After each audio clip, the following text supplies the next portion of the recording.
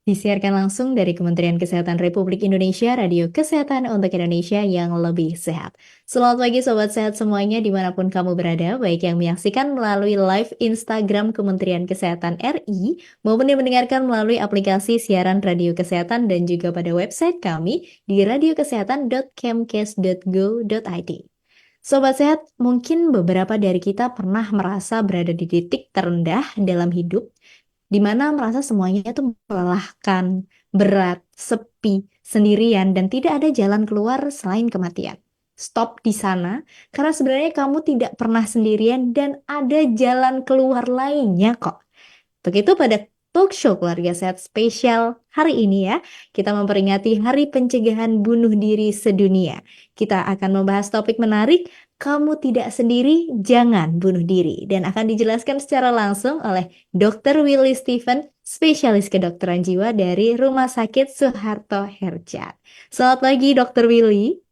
Selamat pagi Mbak Yure. Ya, senang sekali bisa gabung di acara ini ya, di Radio Kesehatan. Ya, kita juga senang sekali hari ini bisa ngobrol-ngobrol langsung dengan Dokter Willy, bahas topik yang sangat menarik ya dokter ya. Melihat kayaknya belakangan ini di media sosial juga sering banget ada muncul berita-berita kurang mengenakan terkait topik ini gitu dokter. Jadi pas banget gitu. Gimana kabarnya hari ini dokter, sehat?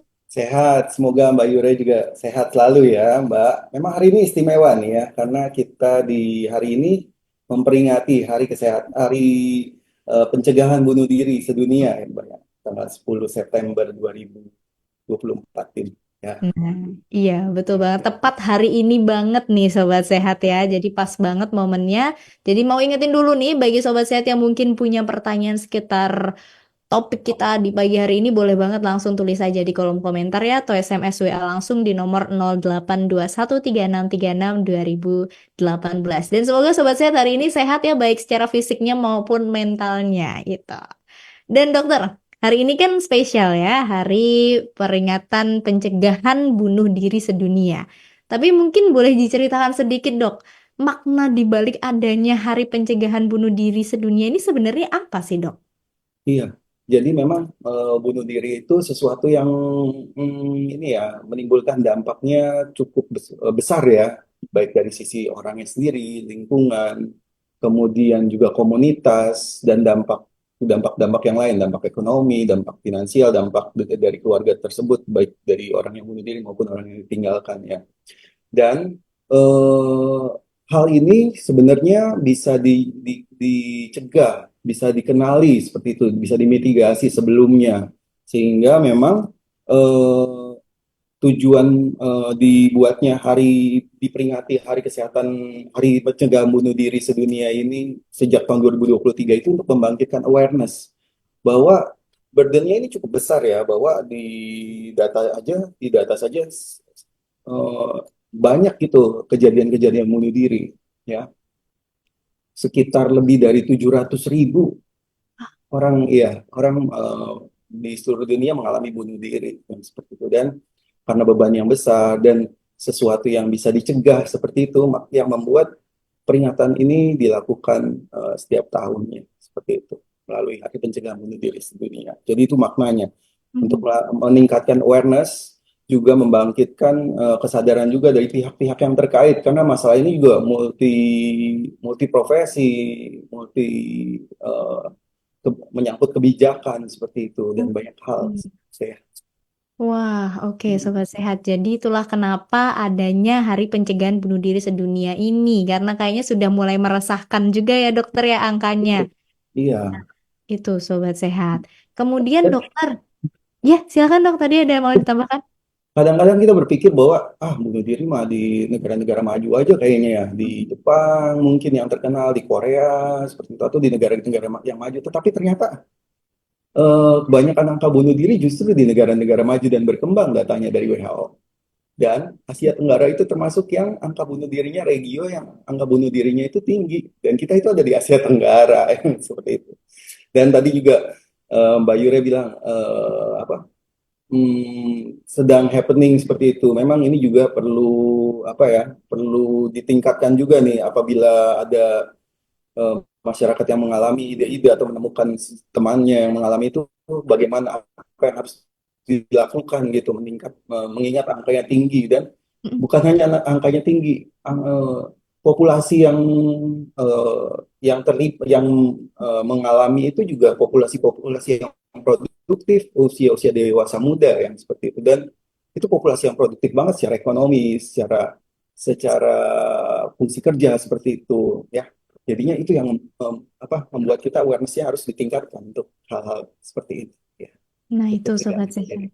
Mm. Dan katanya bisa dikenali nih sobat saya ternyata. Tapi kita akan ngobrolin pengenalannya nanti dulu. Saya penasaran untuk tadi perihal fenomenanya di Indonesia itu sendiri gimana dok fenomenanya? Apakah sama seperti fenomena yang ada di dunia di mana angkanya juga tinggi, kemudian juga paling banyak itu di kelompok usia produktif atau kalau di Indonesia ini berbeda? Ya, memang data-data nasional kita itu ada sih ya. Tahun yang saya cari tadi malam itu, tahun 2016 itu ada data 8.978 kasus. Kasus Oh. ini sebenarnya kayaknya kecil ya seperti itu ya, tetapi bisa jadi ini gunung es karena banyak juga kasus yang tidak dilaporkan karena sistem pencatatannya juga masih belum terstruktur seperti itu, dan eh, data yang fakta yang cukup penting juga untuk kita, biasanya satu kejadian bunuh diri itu biasanya umumnya ada 20 kasus percobaan bunuh diri ya yang melatar belakanginya. Jadi kalau misalnya kita menemukan kasusnya 1.000, berarti itu sebenarnya ada 20.000 attempt seperti itu, suicide attempt, percobaan bunuh diri yang ada. Sehingga bayangkan kalau di dunia itu ada 800, tadi 700.000 orang di seluruh dunia yang meninggal gara-gara bunuh diri, itu ada 20 kali lipatnya orang yang pernah mencoba bunuh diri. Seperti itu ya. Wow. Dan di Indonesia ini memang usianya sama yang seperti itu. Ya, bahkan sepertiganya itu terjadi pada usia 15 sampai 29 tahun, usia-usia yang produktif seperti Ah, itu. Dan oke. angka ini naik pada tahun 2019 itu 10% hanya dalam waktu 2 tahun itu angkanya langsung meningkat gitu. Sehingga harus menjadi perhatian kita juga. Dan selama ini yang kita pikir, Indonesia mah nggak apa-apa, kita kan masyarakatnya gotong royong, banyak support sosialnya, tidak seperti masyarakat individual di negara-negara maju. Tapi datanya berbeda yang tadi. Ternyata di regional Asia Tenggara itu lebih besar, ya, seperti itu angkanya justru. Ya. Wah, oke, sobat sehat. Cukup memprihatinkan ya kalau kita dengar mengenai kasus-kasusnya. Usia 15 hingga 20-an itu kan masih usia-usia yang sangat sangat sangat muda ya. Mungkin bisa kita katakan, wah, apa sih beban atau ini yang mereka burden yang mereka bawa gitu. Seharusnya memang bisa dikenali sih. Nanti kita akan ngobrol itu. Tapi kalau dari mungkin catatan yang sudah ada atau mungkin laporan-laporan, dok, apa sih penyebab terbanyak atau tersering kasus bunuh diri atau mungkin apa sih namanya percobaan bunuh diri juga ya termasuk di dalamnya dok. Apa dok penyebabnya? Yang mungkin paling dikenali oleh masyarakat adalah depresi ya. Memang tidak menutup kemungkinan bahwa memang depresi, kondisi-kondisi tertekan, kondisi-kondisi misalnya ketidakstabilan emosi seperti seperti bipolar juga pada saat-saat kondisi depresi itu cukup signifikan untuk menyebabkan timbulnya eh, suicidal yang seperti itu, ide-ide bunuh diri. Meskipun bunuh diri ini kita tidak bisa lihat juga dari hanya satu faktor seperti itu. Banyak yang terlibat. Ada beberapa faktor misalnya karena terjerat hutang seperti itu, kemudian penyakit yang kronis, sehingga memang atau misalnya merasa tidak berharga atau ada konflik, perilaku kekerasan atau populasi-populasi berisiko itu juga meningkatkan risiko bunuh diri. Seperti misalnya populasi yang berisiko itu misalnya orang yang di tahanan, kemudian kaum-kaum yang LGBT yang seperti itu, orang-orang dengan penyakit kronis yang seperti itu juga meningkat angkanya. Tapi kalau mau dibilang, memang ini multifaktor. Tapi yang paling sering memang yang menyebabkan adalah kondisi depresi. Hmm, oke. Iya. Dan depresi sendiri pasti juga banyak sekali faktor ya dokter ya yang mempengaruhi kenapa bisa jatuh di dalam kondisi depresi tersebut, sobat sehat. Nah, tapi sebelum kita ngobrol lebih lanjut, dokter, untuk tema dari Hari Pencegahan Bunuh Diri Sedunia tahun ini itu apa sih dok sebenarnya? Iya, di WHO tema yang telah dicanangkan untuk tahun 2024 ini adalah mengubah narasi untuk bunuh diri. Ya, Hmm. Jadi apa sih mengubah narasi untuk bunuh diri? Tema aslinya adalah Changing the Narration of Suicide on Suicide ya. Dengan topik utamanya adalah seruan untuk bertindak untuk memulai percakapan ya. Jadi Oke. narasinya itu yang diubah. Selama ini kan kita kalau misalnya bercakap-cakap tentang bunuh diri atau menanyakan tentang bunuh diri itu kita ngerasa kayak kok tabu ya. Kok Mm-mm. kayaknya nggak pantas ya untuk kita nanyain ya. Kayaknya kok kalau nanyain malah tambah pikiran nggak sih dia? Itu udah lagi depresi kita nanya gitu, kamu ada sempat terpikir untuk mengakhiri hidup atau tidak kayak gitu.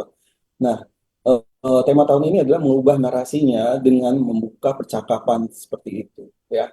Dengan membuka percakapan, sebenarnya waktu kita menanyakan kepada orang-orang yang lagi berpotensi untuk bunuh diri terkait ide-ide bunuh diri yang dimilikinya, sebenarnya itu akan kadang-kadang membuat jadi rilis gitu. Dia merasa dipahami gitu, bahwa saya sekarang lagi kondisi tidak baik-baik saja dan adalah senang memahami juga bahwa kamu menanyakan gitu. Apalagi kalau misalnya pikiran itu memang terlintas di dalam pikiran untuk mengakhiri. Mm-mm.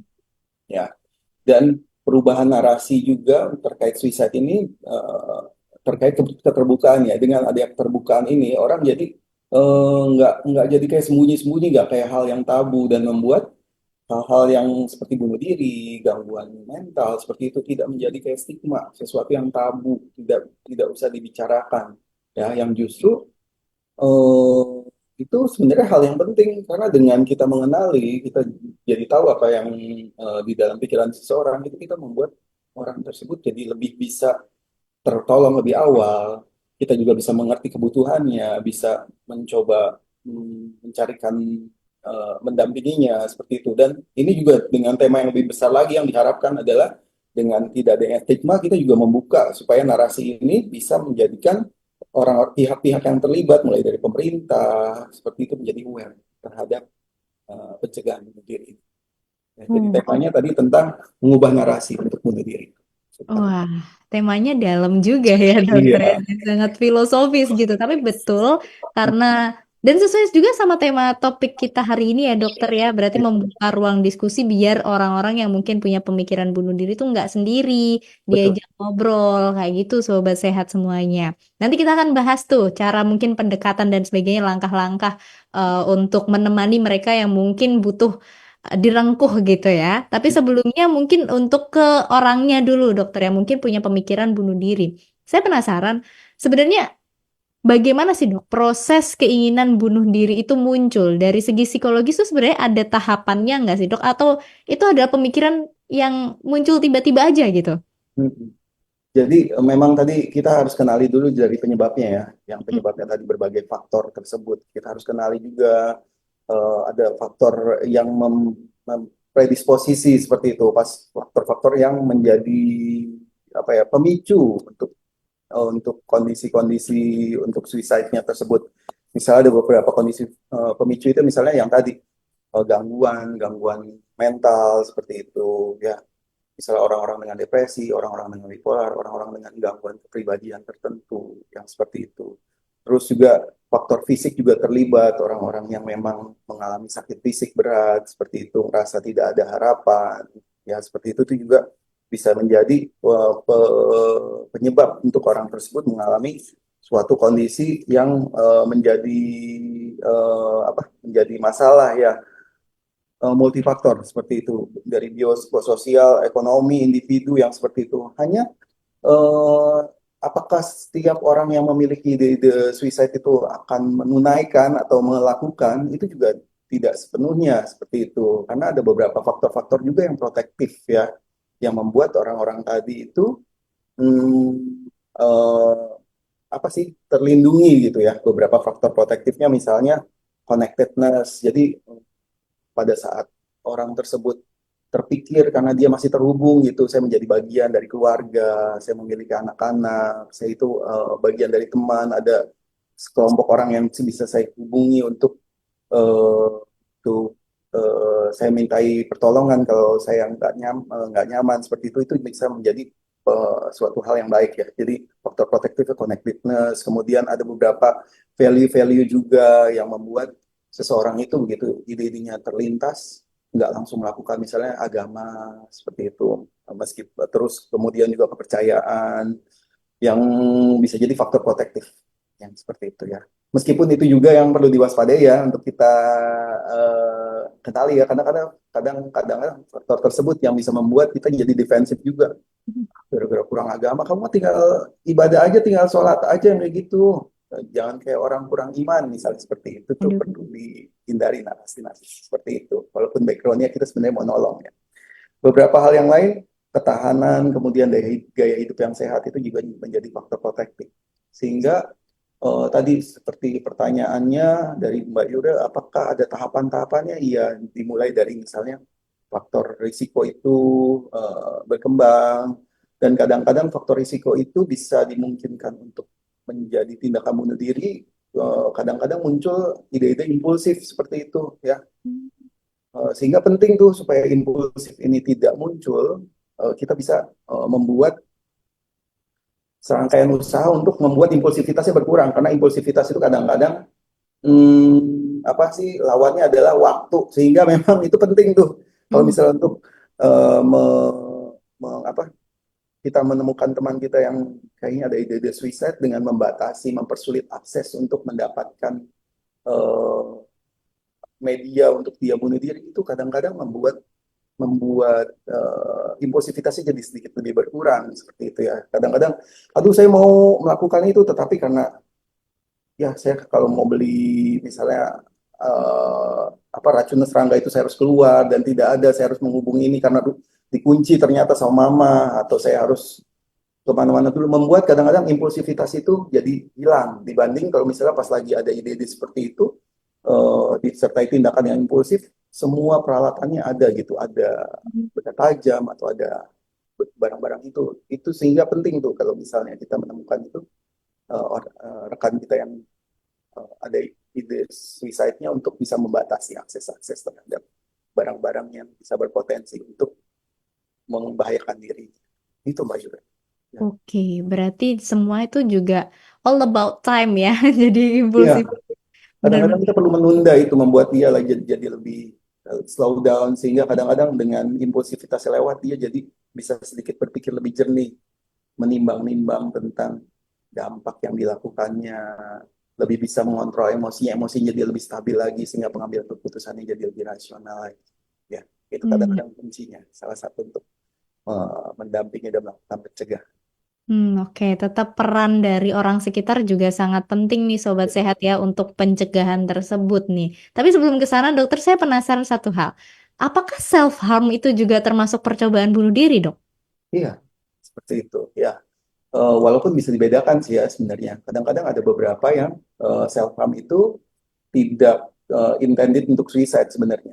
Bisa jadi untuk Hmm. channeling saja, misalnya ada kondisi yang saya kesulitan sekali untuk mengekspresikan perasaan saya, ketidaknyamanan ini seperti itu, dengan melakukan tindakan seperti cutting seperti itu. Ya, mungkin orangnya nggak berpikir untuk bunuh diri, tapi ingat ada impulsivitas yang Hmm. mungkin juga melatar belakanginya, sehingga itu juga berpotensi yang cukup nyata untuk bisa tindakan tersebut jadi lebih terlewat menjadi tindakan yang lebih suicidal seperti itu, sehingga Oh. tindakan-tindakan seperti self harm seperti itu kita juga perlu melakukan pendampingan yang lebih mendalam gitu ya. Dan untuk pasien-pasien yang self harm yang mengatakan bahwa saya kesulitan untuk mengekspresikannya, saya terlalu tidak nyaman, terlalu nggak enak seperti itu dan kesulitan, kita bisa mencoba mencarikan dia, apa ya, mencoba bersama-sama dengan mereka untuk mengingatkan dirinya terhadap coping-coping yang lainnya seperti itu, atau menghubungkan dengan strategi yang lainnya, connectedness seperti itu, untuk bisa membuat apa ya, ketegangannya itu jadi berkurang.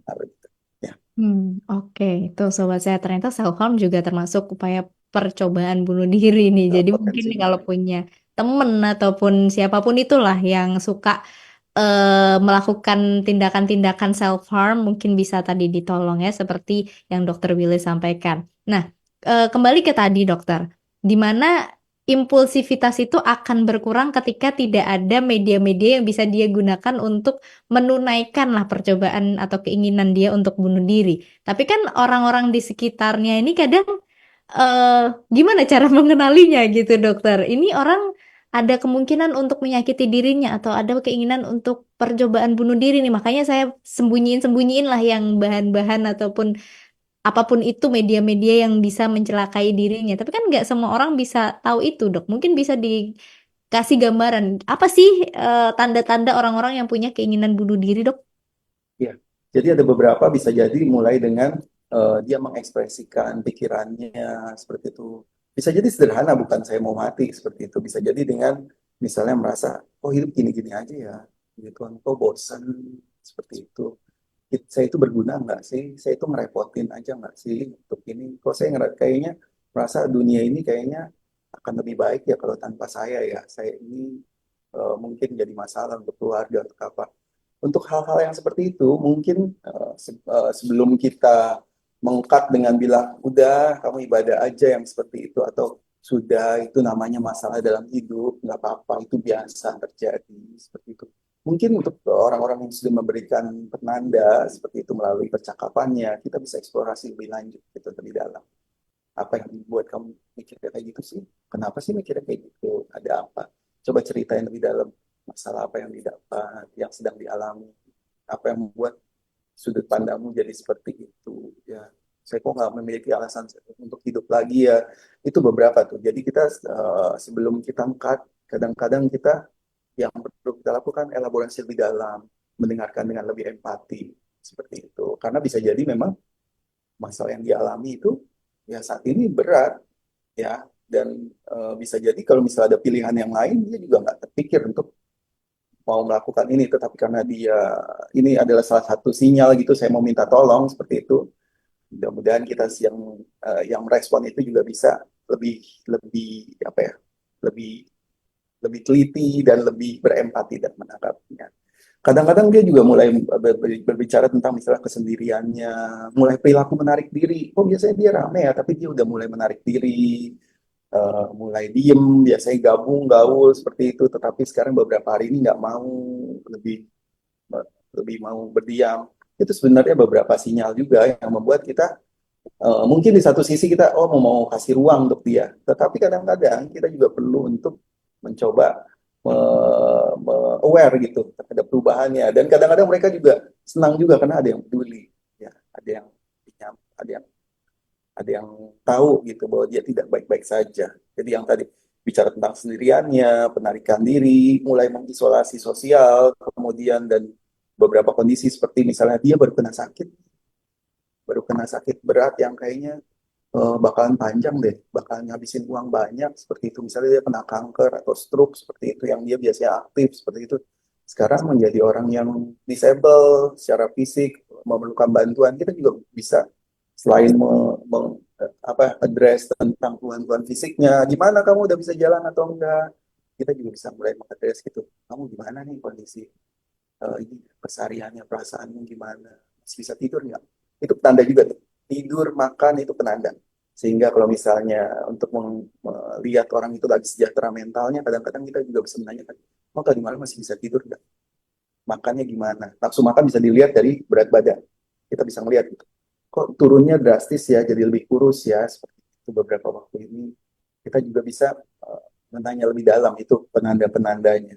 Kemudian juga kita bisa melihat, misalnya orangnya biasanya tenang, tapi jadi beberapa waktu terakhir ini jadi tegang, jadi mudah marah, mudah emosian, seperti itu, mudah kesulitan untuk mengkomunikasikan perasaannya karena memang orangnya biasanya pendiam gitu, nggak tahu tiba-tiba itu kita juga bisa eh, coba aware terhadap potensi-potensi suicide. Dan juga misalnya kita menemukan gitu, kok ada garis-garis ya di tangannya yang seperti itu, kok ada cutting ya seperti itu, atau beberapa misalnya tindakan-tindakan yang berisiko lagi ya, kok dia sering ngebut-ngebutan ya, yang seperti itu yang kayaknya bahkan sempat bilang nanti itu loh bahaya loh, nggak apa-apa, gue juga mati aja juga nggak apa-apa yang seperti itu kita bisa mulai sesuai tema tahun ini, membuka percakapan, buka narasi, mencoba mengelaborasi lebih dalam dan menggali ada apa seperti itu. Itu jadi beberapa hal yang bisa kita perhatikan seperti Oke, itu jadi Mbak memang Gita. perubahan-perubahan itu sudah terlihat ya dok, harusnya kalau memang orang terdekatnya itu aware gitu. Ada Ya, perubahan dari segi mungkin perilaku atau menarik diri tadi mungkin yang paling juga terlihat ya.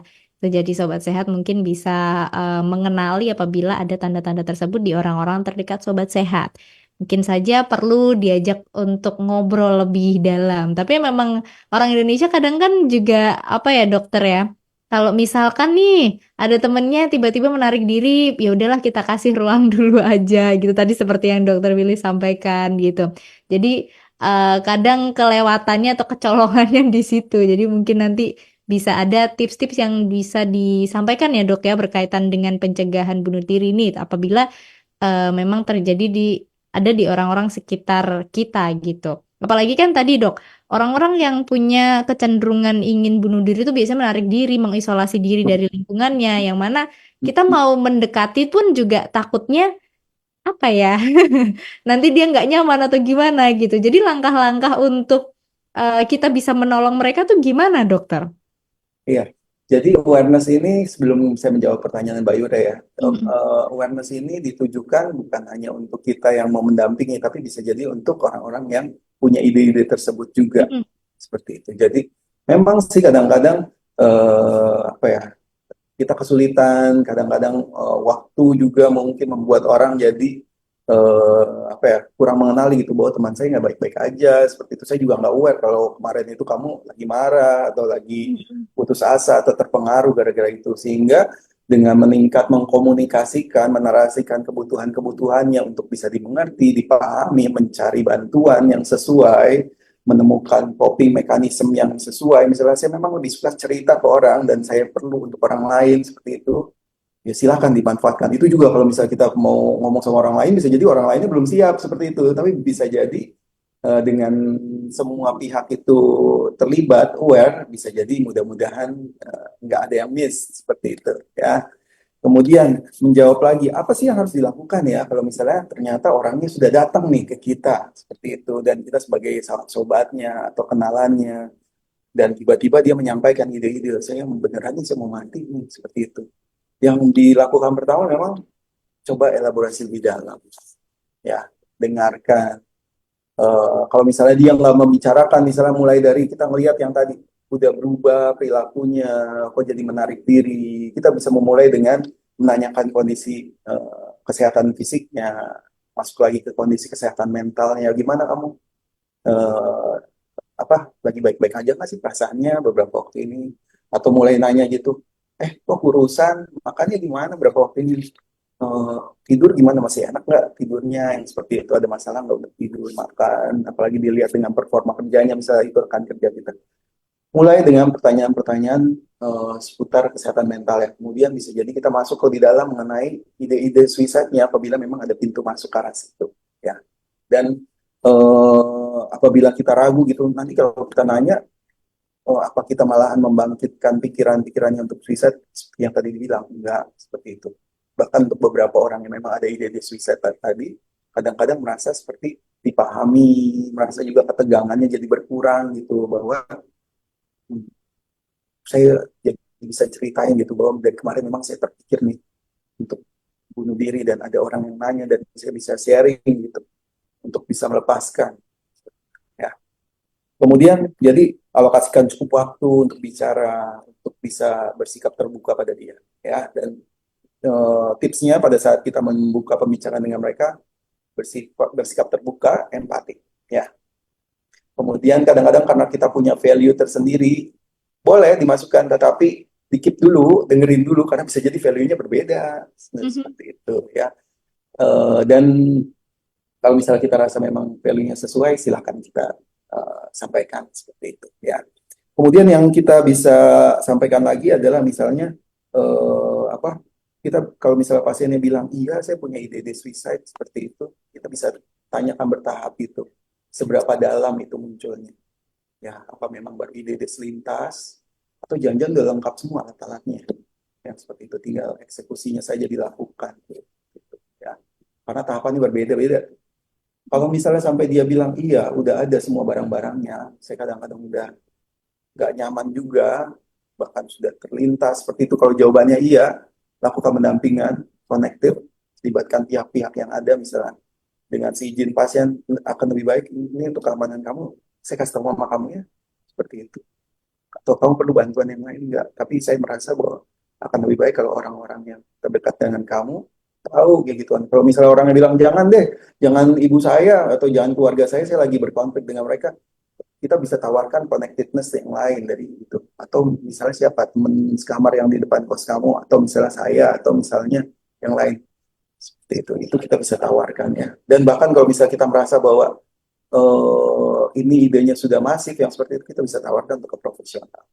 Bahkan bisa jadi perlu rawat inap sementara dengan tujuan untuk memastikan kamu baik-baik saja. Ya, Oke. iya, Langkahnya cukup panjang ya dokter ya, iya. tapi memang harus melewati langkah tersebut ya dokter ya untuk memang mendampingi mereka gitu. Iya, sebenarnya bisa jadi dimulai dengan percakapan, Mm-mm. memulai dengan percakapan yang terbuka. Apabila memang ada ide-ide suicide, kita bisa saya simpelkan ya biar nggak membingungkan ya.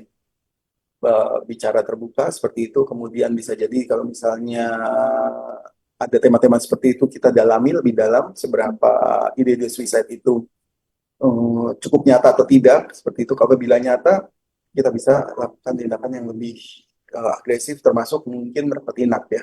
Apabila itu baru tindakan yang kepikiran-kepikiran aja, kita bisa memberikan dukungan seperti itu ya, menyarankan untuk ke profesional atau mengingatkan dia tentang coping mechanism yang sebelumnya itu yang membuat dia jadi lebih nyaman itu apa ya. Misalnya dulu kalau misalnya lagi sedih, biasanya kamu ngapain tuh biar bisa kembali bersemangat, kembali apa, dan kita bisa ingatkan itu kembali tuh Bayu ya. Oke, jadi pendekatan yang bisa kita lakukan dari sebenarnya membuka dialog aja ya dok ya, sederhana Ya, misal tanya kabar gitu tuh juga bisa ya dok menjadi media pendekatan untuk mereka-mereka yang mungkin mulai menarik diri dari lingkungannya gitu. Karena kan iya, kadang kita bingung ya cara mendekati mereka kayak gimana gitu. Jadi memulai aja dengan pembicaraan kayak gitu aman ya dokter ya. betul. Bahkan bisa jadi dengan menawarkan yang sederhana, mau dibeli makanan nggak, udah makan belum, Hmm. malam seperti itu. Ada yang bisa dibantu nggak, kerjaan-kerjaan Oh, gimana, aman nggak, seperti oke itu ya. sobat sehat. Jadi Kadang-kadang bisa kok mereka nggak itu bantuannya, tetapi dengan menawarkan itu juga dia sendiri merasa dipahami, dimengerti. Kadang-kadang nggak ngasih kerjaan kok, jangan takut juga nanti saya tumpahan kerjaan banyak banget nih dia ini. Ya, oke, itu sobat sehat. Jadi memang harus dari kita yang kadang memulai gitu untuk tanya hal-hal sederhana dan langkah kecil kita tuh bisa berdampak besar pada kehidupan betul. seseorang loh. Tapi dokter, tadi ada yang dokter sampaikan bahwasanya dari pihaknya sendiri kadang juga harus memulai untuk membuka diri dengan bercerita tentang apa yang dia rasakan seperti itu. Tapi ada beberapa kasus di mana orang tersebut tuh mungkin tidak terbiasa mengungkapkan ya dokter ya, tidak terbiasa untuk menceritakan apa yang dia rasakan, emosinya saat itu bagaimana, tidak dilatih untuk mengekspresikan emosi mungkin ya. Nah, kalau orang-orang yang kayak gitu tuh gimana dokter? Untuk memulai kan pasti juga berat untuk mereka.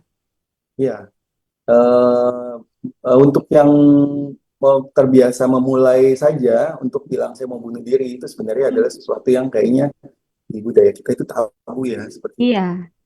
Itu perlu keberanian yang ekstra untuk mengatakan seperti itu, dan bisa jadi itu adalah apa ya, ungkapan saya minta tolong seperti itu Hmm. ya, seperti itu.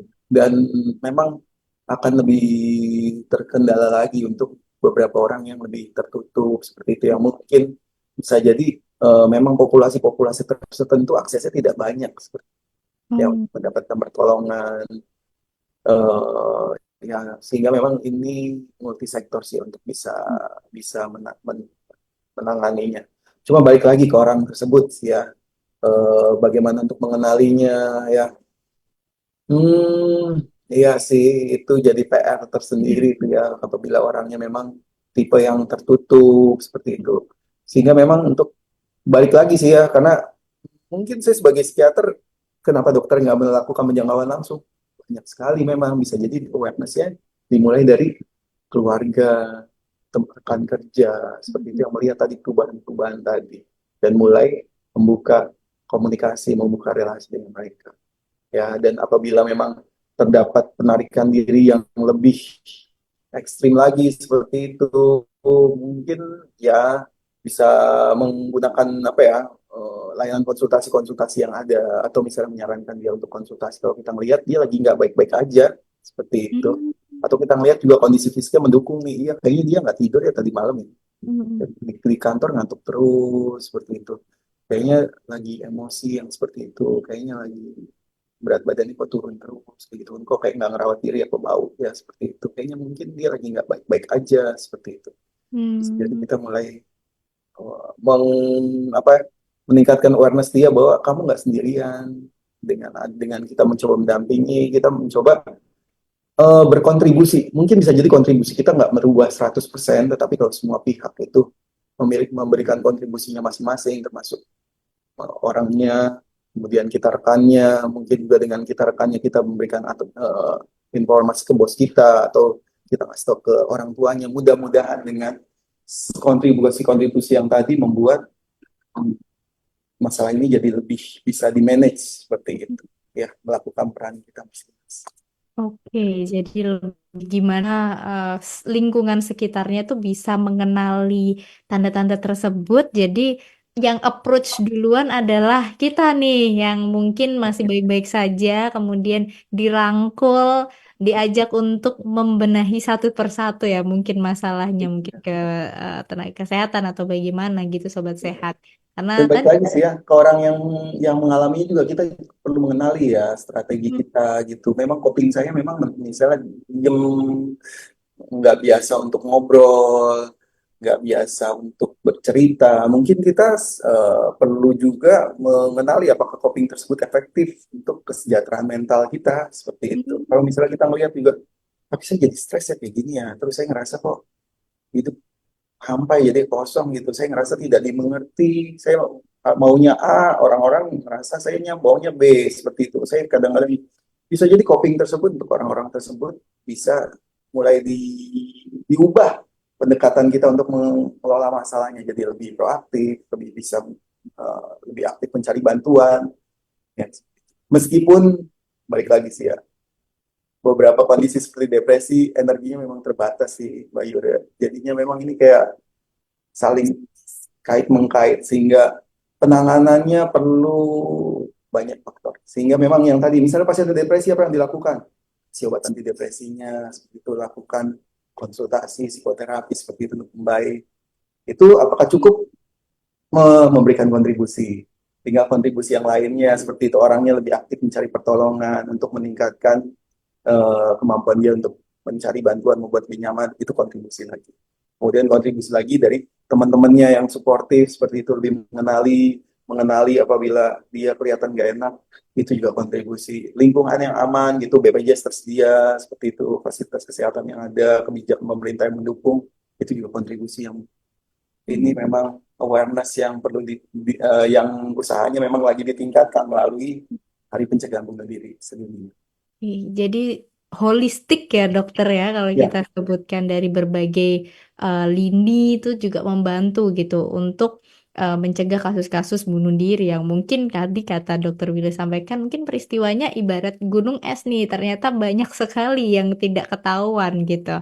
Nah mungkin kita tahunya segelintir aja ya di media sosial nggak tahu kalau di desa-desa mungkin di daerah-daerah yang ternyata juga banyak angka bunuh dirinya. Tapi dokter tadi berarti kita kembali ke orangnya yang mungkin punya pemikiran bunuh diri. Dan ketika memiliki pikiran bunuh diri itu ada nggak dok tindakan atau langkah awal yang orang tersebut lakukan untuk menghilangkan pikiran bunuh diri tersebut gitu? Apa yang harus mereka lakukan pertama kali biar, saya nggak pengen nih bunuh diri apa menghilangkan pikiran-pikiran yang negatif itu gitu. ya. Eh, apa, bisa jadi memang ini adalah apa ya, langkah terakhir bagi mereka ya, karena misalnya merasa bahwa kondisi ini bebannya terlalu besar seperti itu, sehingga memang ini adalah cara bagi dia untuk mengakhirinya seperti itu. Dan dengan membuat awareness bahwa nggak sendirian, bahwa coping mekanismenya bisa dibuat lebih baik seperti itu. Kemudian apa juga dengan apa mengkonektitkan diri, kita berusaha untuk menimbulkan faktor protektif kita jadi lebih tinggi yang tadi, karena ada faktor yang predisposisi tapi juga ada faktor protektifnya, kita mencoba meningkatkan lagi dengan terhubung dengan orang-orang, berusaha mengkaitkan diri, terlibat dalam organisasi-organisasi atau punya teman-teman seperti itu akan baik untuk kita yang misalnya memiliki ide-ide suicide. Kemudian juga lebih proaktif untuk mencari dukungan seperti itu. Kemudian juga bisa mencoba membatasi barang-barang yang potensi self harm seperti itu. Kita membuat jadi lebih sulit dijangkau karena misalnya saya tahu nih saya kadang-kadang impulsif. Kalau lagi marah saya bisa banting beneran tuh TV bisa saya pecahin. Kadang-kadang saya jadi nyesel seperti itu setelahnya. Saya melihat nih ada pola yang seperti itu.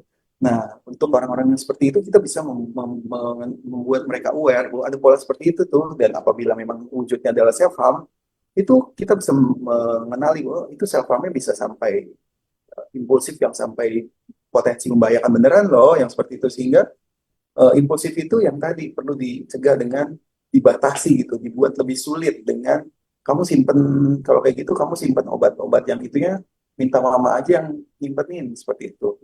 Terus ada beberapa barang, misalnya cutter atau apa yang dia biasa umum gunakan juga nggak usah pakai cutter lagi di rumah, pakai aja gunting yang lebih yang untuk anak-anak atau apa untuk membuat tindakan-tindakan tersebut jadi lebih lebih diminimal risikonya seperti itu.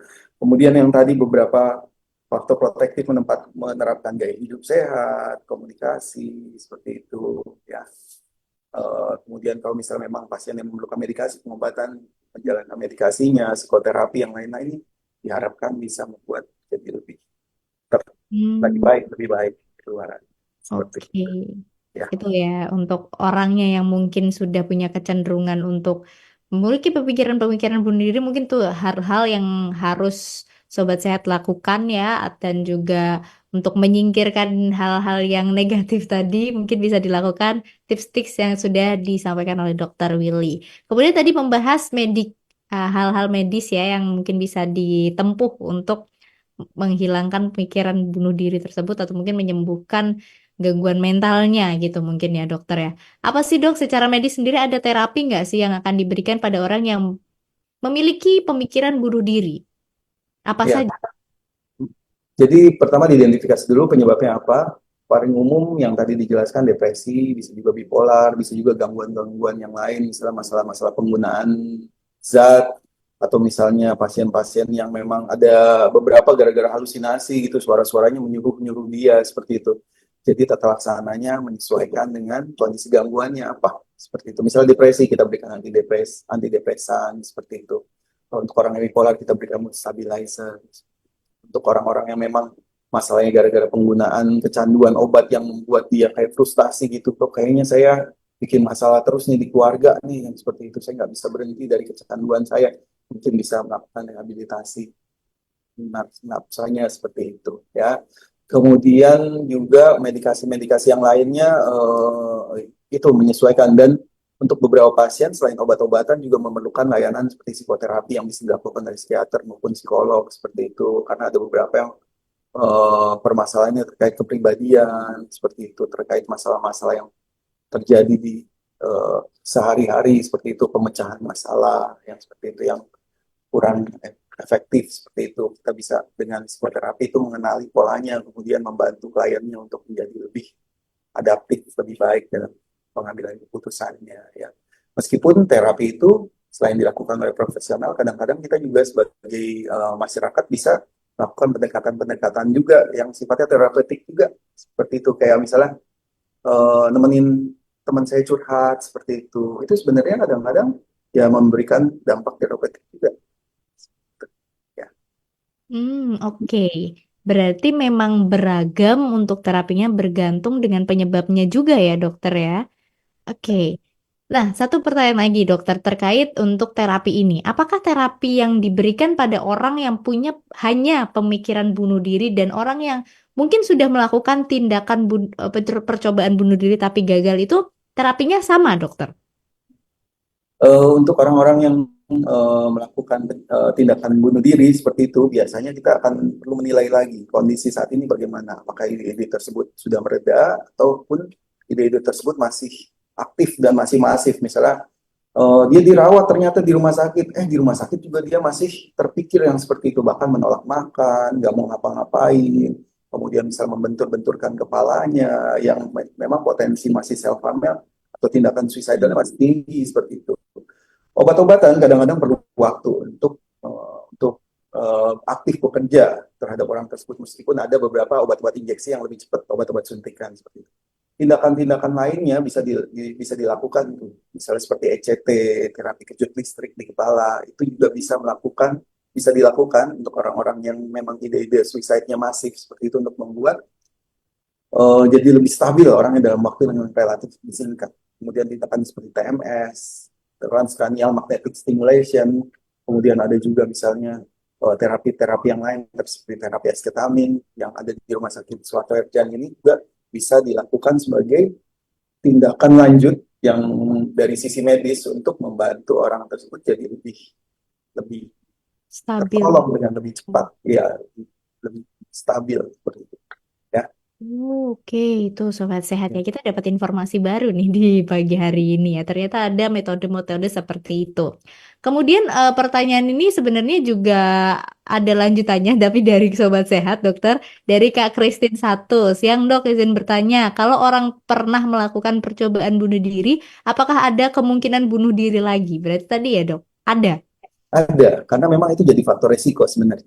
Jadi Hmm, beberapa faktor risiko untuk orang yang melakukan bunuh diri adalah ada percobaan bunuh diri sebelum seperti itu. Sehingga kita perlu lebih mewaspadai. Misalnya ada teman kita yang curhat, tiba-tiba dia bicara gitu, dok, gue kepikiran lagi mau mengakhiri hidup, kok rasanya udah bosen banget gitu, kok kayak nggak berguna gitu. Dan sementara kita dapat data bahwa dia pernah melakukan 2 tahun yang lalu atau sebelumnya, bahkan sudah sampai terjadi seperti itu kita perlu lebih aware bahwa kita bereaksi lebih dalam seperti itu, dibanding kita langsung ngejudge, lu masih cari perhatian aja seperti itu. Kita perlu melakukan elaborasi di dalam seperti itu, karena hmm. faktor risikonya lebih besar gitu, ya. Beberapa faktor risiko yang lebih besar lagi tadi, misalnya penyakit yang kronis seperti itu, atau orangnya memang mengalami gangguan-gangguan mental seperti itu, ya, gangguan kepribadian, depresi, bipolar, dan seperti itu bisa juga jadi faktor yang meningkatkan atau predisposisi. Oke, itu untuk Kak Christine semoga terjawab ya. Kemudian dokter ini ada dari tidak ada namanya. Assalamualaikum, selamat pagi dokter. Mau tanya, sekarang lagi marak dengan kasus baby blues. Bagaimana sikap kita sebagai tenaga kesehatan dan bagaimana sikap keluarga dekat untuk mengantisipasi orang-orang yang seperti itu dokter? Karena banyak kasus sampai bunuh diri dokter. Mohon pencerahannya katanya. Iya dok, kayaknya banyak juga Ya, kasus-kasus postpartum depression, baby blues yang berkembang jadi postpartum iya, depression iya ini ya. betul. Itu pernah dibahas berarti ya di sini ya. Mhm. Kayaknya kayaknya Mbak Yure sudah paham gitu. Jadi blues, postpartum depression seperti itu. Jadi memang sih ibu-ibu yang melahirkan gitu banyak mengalami perubahan ya, kondisi penyesuaian yang cukup besar ya, mulai dari kondisi fisiknya, hormonalnya juga berubah dari yang tadinya mengandung. Perempuan menstruasi aja bisa jadi ada beberapa yang langsung yang jadi mudi ya, apalagi ini yang perubahan hormonalnya besar gitu, plasenta lepas, kemudian itu juga bisa membuat ketidakstabilan seseorang emosionalnya dari sisi biologiknya juga terpengaruh. Kemudian yang lain juga bukan sekedar biologi, karena bisa jadi mungkin dia habis SC, kehidupan seksual sesaria masih sakit, tiba-tiba loh di rumah cuma ada suami, terus suami udah mulai masuk kerja lagi, ini masih sakit, masih perih, terus anak nangis, terus masih harus harus ngurusin, ngapain gitu, kontrol lagi, apalagi anaknya sakit, sementara ini masih nyeri, seperti itu juga perubahan. Kemudian juga perubahan perannya, seperti itu, misalnya biasanya bisa tidur dengan baik, ini udah masih sakit, masih nyeri, terus capek lagi pekerjaannya, kemudian tiba-tiba malamnya nggak tidur, seperti itu, apalagi kalau misalnya ada tuntutan kerjaan juga yang membuat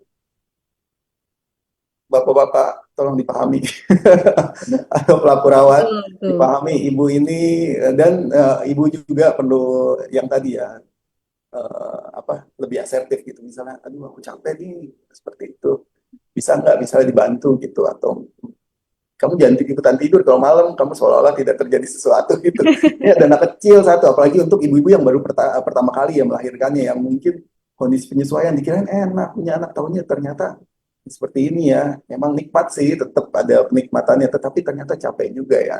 Dan penerimaan seseorang juga berbeda-beda. Ada beberapa yang selama kehamilannya baik-baik saja, umumnya baik-baik aja karena itu proses yang fisiologis, tapi tidak menutup kemungkinan ada beberapa juga yang terkendala persalinannya seperti itu. Ya untuk ibu-ibu tertentu yang misalnya apalagi yang misalnya kehamilannya tidak diharapkan yang seperti Mhm. itu atau misalnya bermasalah ternyata atau anaknya mengalami kondisi yang ketidaksempurnaan yang membuat bisa jadi eh, apa sih ada perubahan yang Ya, perlu ini dikelola dan itu betul. kadang-kadang berpotensi juga untuk menimbulkan kelelahan mental dan pihak-pihak yang sekitar perlu aware tuh misalnya kok dia jadi nggak makan ya kok dia jadi gampang marah ya kok dia jadi nggak tidur ya yang tadi petanda-petanda yang muncul semua mungkin saya perlu nanya kamu baik-baik aja nggak ada yang bisa dibantu nggak coba Iya. dengerin dulu lebih banyak ya. Itu ya dari ibunya mungkin bisa lebih mengungkapkan nih, misal capek ya udah bilang aja capek dan sebagai suami atau mungkin keluarga yang terdekat tinggal bersama ibu, tolong jangan denial, jangan pura-pura tidak dengar ya karena ibu Nifas ini juga butuh pertolongan dan juga support system dari orang terdekat ketika fase itu juga sangat penting nih. Dan tadi nakesnya juga sudah ada peran-perannya yang tadi sudah disampaikan oleh Dokter Willy. Dan Kemudian kalau misalnya memang sampai terjadi postpartum depression jangan lupa bahwa penanganan medis seperti itu apalagi misalnya ada potensi-potensi yang membahayakan diri sendiri maupun membahayakan lingkungan atau membahayakan anaknya jangan lupa hubungi eh, tenaga profesional kadang-kadang pengobatan karena pengobatan medis itu memberikan kontribusi juga ya untuk Hmm, memperbaiki ya oke, silakan itu. Mbak Jo. Oke, itu untuk Kak yang tidak ada namanya tadi tanpa nama, semoga terjawab. Kemudian dokter ada dari Kak DL. Selamat pagi, dari live Instagram Kemenkes saya ingin bertanya, saya tidak ingin bunuh diri, tapi selalu ada perintah dari otak saya untuk melakukan hal-hal yang mencelakai saya. Contoh saya sedang berkendara, tiba-tiba ada perintah dari otak saya untuk menabrakkan diri, dan jika saya tidak lakukan, saya akan gelisah sepanjang waktu itu. Kira-kira apa yang harus saya lakukan? Dan saya takut mati di tangan saya sendiri, katanya dokter. Bagaimana dokter? Ya memang kondisi tersebut nggak nyaman ya Mas ya ini siapa ya cewek cowok ya udah saudara DL. Mm-mm. DL ya, Mas. Memang nggak nyaman seperti itu dan perlu dikenali juga nih ya suara-suara itu wujudnya apa? Apa cuma pikiran yang berulang-ulang, pikiran yang obsesif, atau misalnya sebenarnya halusinasi. Ada beberapa yang wujudnya itu halusinasi, kayak suaranya itu ternyata audible, bahkan bisa jadi juga mungkin saya kadang-kadang melihat sesuatu. Kalau misalnya itu wujud halusinasi, pemberian obat halusinasi diperlukan untuk kondisi seperti itu. Karena memang ada beberapa pasien yang melakukan tindakan tindakan yang membahayakan diri karena perintah-perintah tadi. Perintahnya audible. Kadang-kadang untuk pasien yang audible perintahnya kesulitan untuk membedakan ini nyata atau enggak ya. Seperti itu. Ya. Tapi kalau misalnya itu pikiran-pikiran yang obsesif seperti itu terus-menerus seperti itu kita bisa tahap awalnya mencoba mencari pengalihan seperti itu. Apabila pikiran-pikiran itu muncul, mungkin saya lebih memperhatikan kendaraan di depan deh atau mulai ngitungin gitu deh pohon apa ya udah berapa pohon kayak gitu untuk membuat fokus kita itu teralih dan kalau misalnya itu strategi-strategi yang dasar itu nggak bisa melakukan misalnya coba mencengin misalnya motor kayak gituan lebih kenceng stangnya atau saya mulai minggir dulu di samping untuk duduk sementara untuk istirahat supaya bisa istirahat dan membuat pikiran ini jadi lebih keluar gitu, itu silakan dilakukan. Kalau tidak bisa, silakan konsultasi. Balik lagi. Ada beberapa obat-obat yang bisa dilakukan untuk pikiran yang obsesif. Dan sambil kita juga awalnya mencoba mengenali dulu ini apa jalannya. Ya, apa sekedar pikiran Hmm. obsesif biasa atau merupakan bagian dari gangguan yang bisa diobati. Ya. Oke, itu untuk KDL ya. Jadi kan karena sudah dikenali, dia udah merasa tidak nyaman, harusnya bisa untuk datang ke vaskes terdekat atau mungkin ke tenaga profesional kesehatan agar bisa diberikan penanganan ya dokter ya.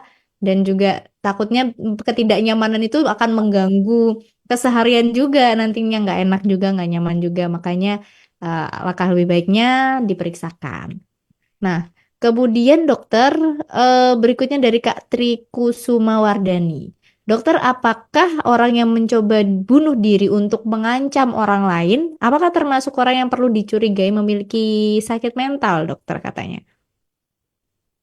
Ya, nanti perlu dielaborasi lebih dalam dulu sih ya. Hmm. Apa sih tujuannya seperti itu? Apa memang dia menarik perhatian? Yang juga jangan sampai kita sebagai orang yang di sekitarnya merasa bahwa nge-label dulu nih, ah dia mah cuma nyari perhatian doang, dia pura-pura mau mati aja biar suaminya apa kayak gitu, biar suaminya perhatiin dia. Seperti itu.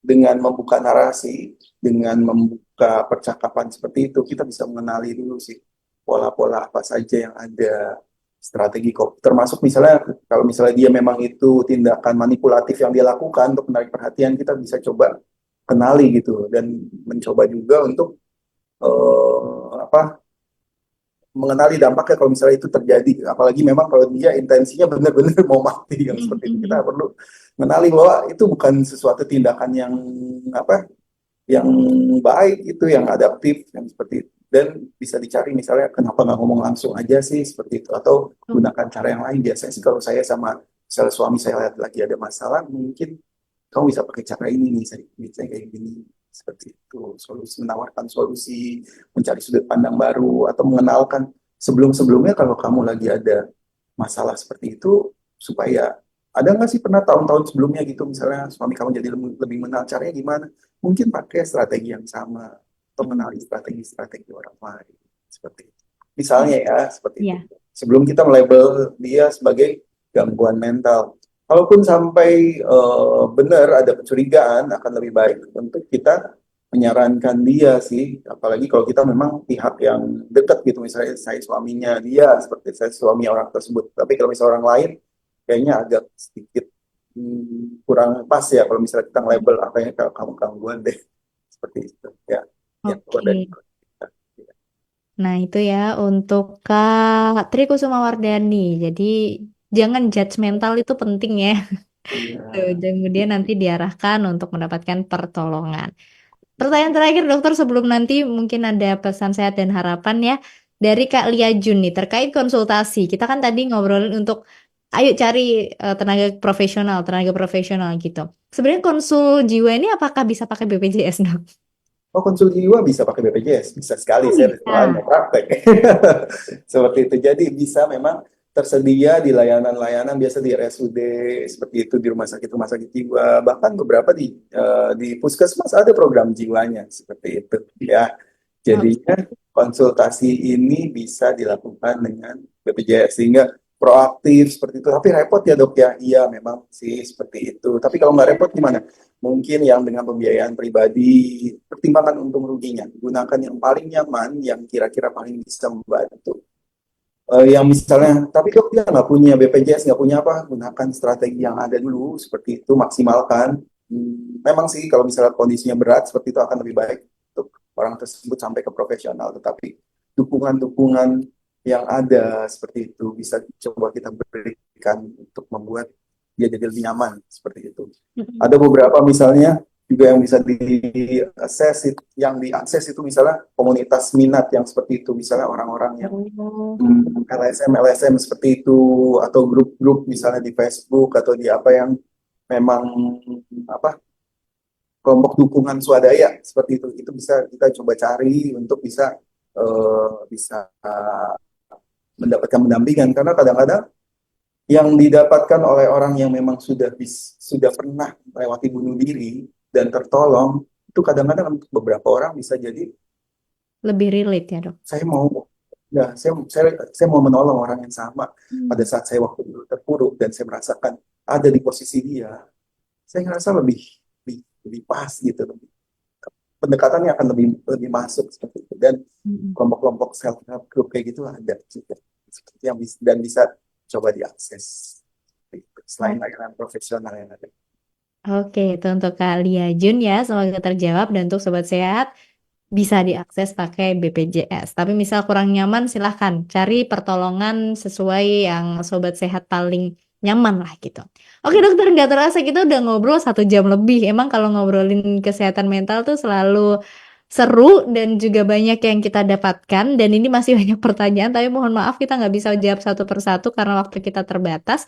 Mungkin sebelum diakhiri, dokter silakan berikan mungkin pesan sehat dan juga harapan ya dokter terkait topik kita hari ini dan juga peringatan Hari Pencegahan Bunuh Diri Sedunia. Silakan dokter. Terima kasih Mbak Yura. Ya, sesuai tema tahun ini tentang Hari Pencegahan Bunuh Diri Sedunia, membuka narasi, mengubah narasi mengenai pencegahan bunuh diri.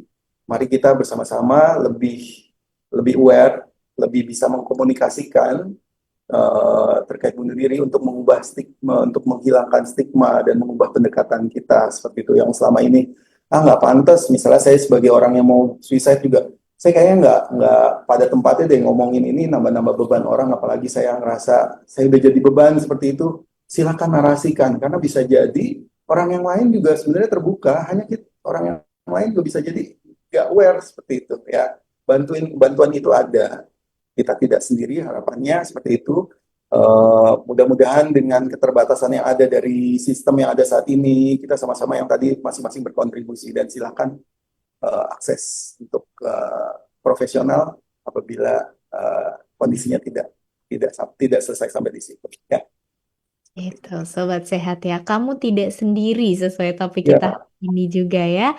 Dan semoga apa yang kita bahas hari ini bisa menambah informasi buat sobat sehat, bisa bermanfaat, bisa lebih aware ya dengan diri sendiri maupun orang sekitarnya, agar apabila ada kecenderungan-kecenderungan ingin self harm, ingin percobaan bunuh diri, bisa segera ditangani seperti itu. Terima kasih Dokter Willy untuk waktu informasi dan ilmunya. ya, sama-sama Mbak Yure. Semoga bermanfaat buat semuanya ya. Amin. Tuh ya, sobat sehat, semoga bermanfaat. Terima kasih atas antusiasme yang luar biasa. Ini pertanyaannya banyak banget, terbukti berarti banyak yang menyimak. Tapi mohon maaf banget karena waktu kita terbatas, jadi kita nggak bisa menjawab semuanya. Mungkin di lain kesempatan kita bisa ngobrol-ngobrol lagi dengan Dokter Willy. Dan mungkin yang ada di sekitar rumah sakit Soeharto Herjan bisa langsung ketemu Dokter Willy untuk konsultasi ya dokter ya. Tanya-tanya langsung. Yang baru bergabung nanti bisa dilihat lagi siaran ulangnya di Instagram Kementerian Kesehatan RI. Mungkin itu saja, saya Yura Aurelia dan juga Dr. Willy pamit undur diri. Sampai jumpa dan salam sehat.